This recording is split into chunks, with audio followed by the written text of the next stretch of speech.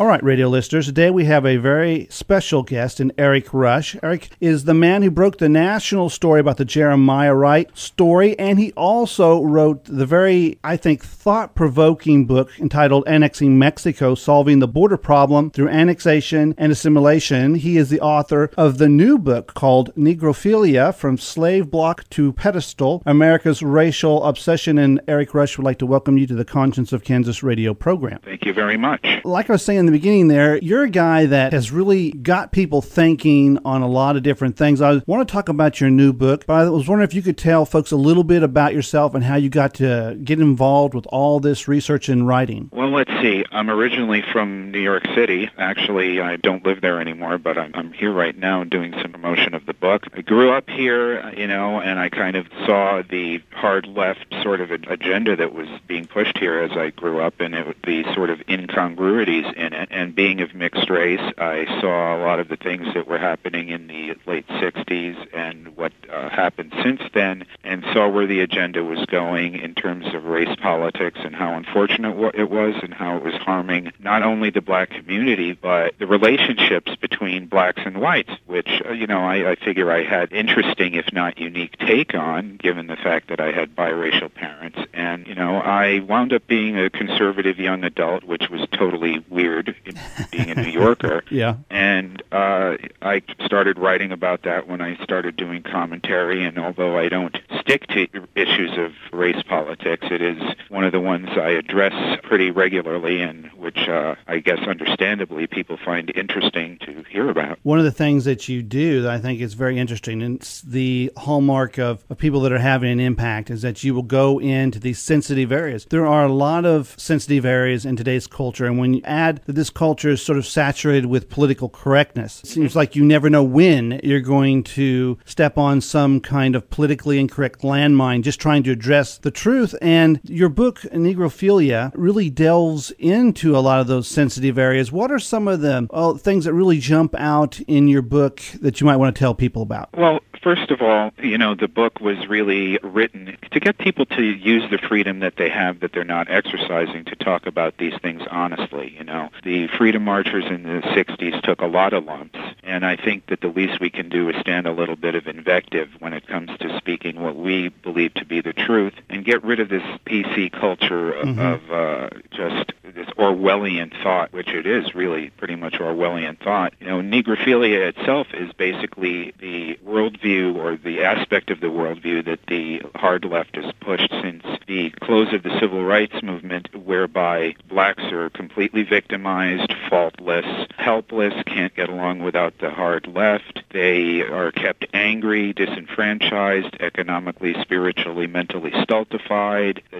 All of those things are facts. I mean, when you ask the black activists why the blacks, particularly inner-city blacks, are in such a wretched state, of course they're going to tell you it's the white man. Right. But, it's the hard left. The things that they've interjected into the black culture have destroyed many aspects of the black culture, particularly the family. Negrophilia also demonizes whites. Whites are the only ones who have ever oppressed anyone. They're still trying to oppress blacks. They've never stopped looking down on them. And, all of that is fallacious, to put it mildly. I honestly believe that most whites, indeed most Americans, really don't care about that sort of thing anymore. Race isn't really an issue. It's been kept an issue by the hard left, by politicians and career activists, and they keep it a matter of race because that is essential to their modus operandi to culturally balkanize us. In this case, it's worked very well.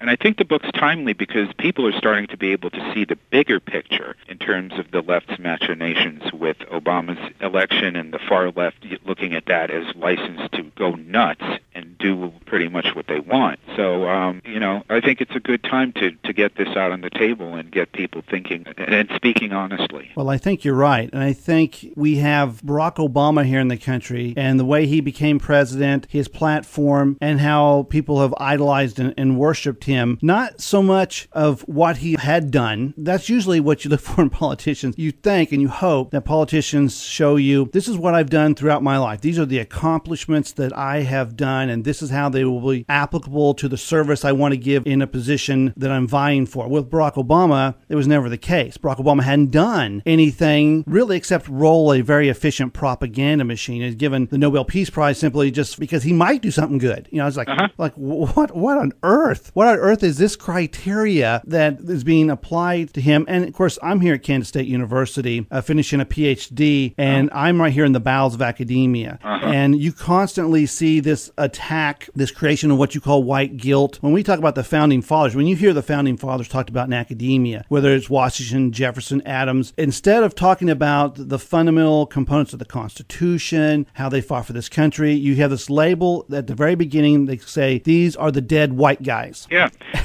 They were evil. They were slavers. Yep. They were, all of that nonsense. It just is layered and layered and layered on there to demean and take away from the things they have done. And it's sad. It's sad to see that happen and to see that brought forward. And you say that prior to 1970, and you touched on it here, the blacks were among the most socially conservative groups in America. Is that right? Absolutely. Which is why it was essential for the left, progressives, if you will, to insinuate themselves into black churches, to corrupt black pastors, to bring in liberation theology, all of that sort of thing that you see the results of now.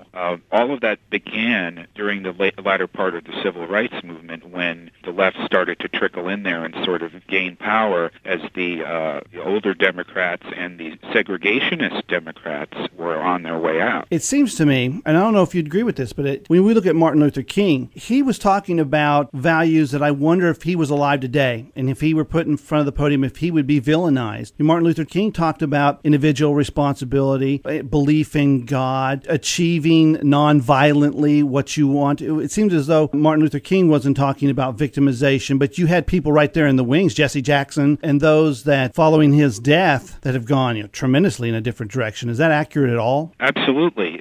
What happened was civil rights activism became an industry, and people unfortunately, like Jesse Jackson and a lot of people who came after him, it became all about self-aggrandizement, having a table or a place at the table of the progressive whites, and it really doesn't matter that they're white, they just happen to be. People look at it as they're selling out their own people.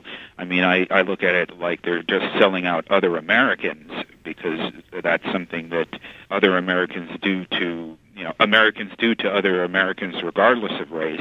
It's self-seeking and it's unfortunate, and some people would say sinful or evil, but they wouldn't be the first people to be preoccupied with materialism and self-promotion. Well, that's very, very true. And ladies and gentlemen, we're speaking to Erik Rush, the author of the new book, Negrophilia. You can find this book at Amazon, Barnes & Noble's, Borders, all of your major book outlets. You can also find his personal website at erikrush.com. You can find both of his books, and all of his books, found at our master website of Superior Conservative Values at www.ibbetsonusa.com. Your idea behind writing a book like this is to get people thinking, to get people to address these issues that are taboo. What do you think is the way that we go about trying to change the direction we're going? Toward the end of the book, I start talking about the things that we can do, precisely what you asked. One of them is to come to the conclusion that this is no longer a matter of us not having a dog in the fight.